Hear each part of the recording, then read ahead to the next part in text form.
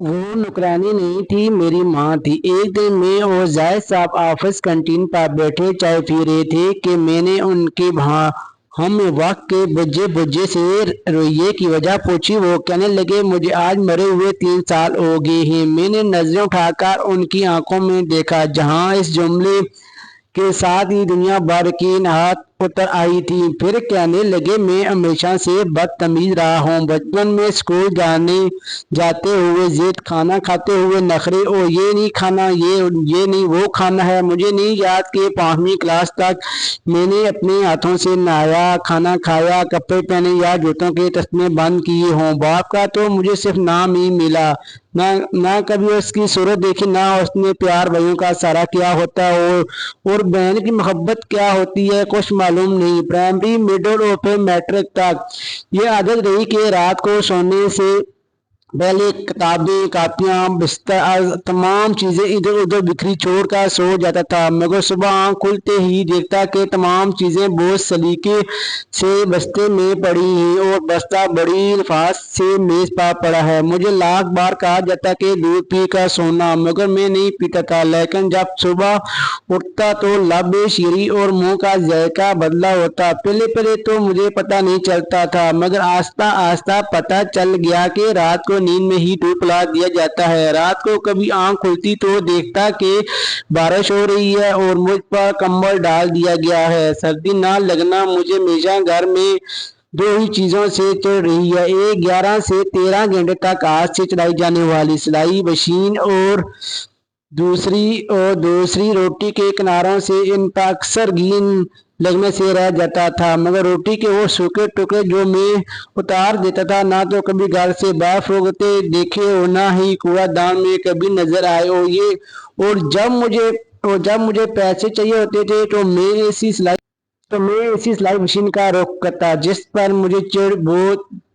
चढ़ती। जब भी मुझे कभी मामूल से हटकर हजार पैसों की जरूरत होती तो देखता कि घर में सिलाई मशीन के चलने का दौरानिया 16 घंटे तक जा पहुंचा। और मुझे याद है कि कॉलेज में दाखिले के वक्त मुझे 1500 रुपये चाहिए थे। मैंने घर आके बता दिया। इसी रात 2 बजे के करीब मेरी आंख खुली तो घर के बरामदे में कुछ आट पाट होती महसूस हुई।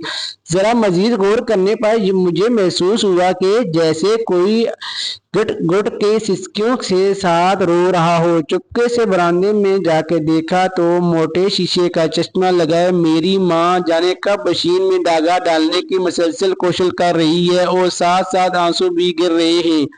मैंने पूछा, क्या कर रही है माँ? माँ ने चौंका कर मेरी तरफ देखा और जल्दी से आंसू साफ करते हुए और चेहरे पर मुस्कुराहट सजाते हुए बिल्कुल साफ आवाज में कहने लगी, वो सामने वाली सरैया के भाई की शादी है, तो उसने कहा है कि सुबह तक 2 सूट सिलाई करके दो, इसलिए बैठी हूँ, लेकिन धागा सुई में नहीं डल रहा।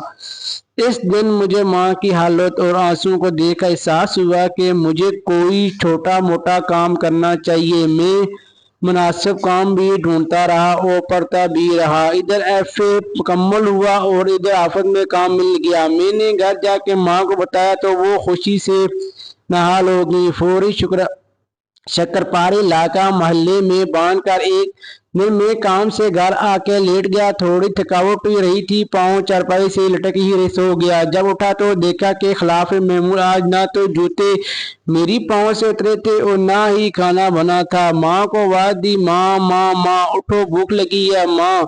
चीख चीख कर रोया या हजारों मिनटें तल्ले की, मगर शायद माँ अब की बात उठने के लिए नहीं सोई थी। माँ के बाद वो घर छोड़ दिया कब्रिस्तान लगता था।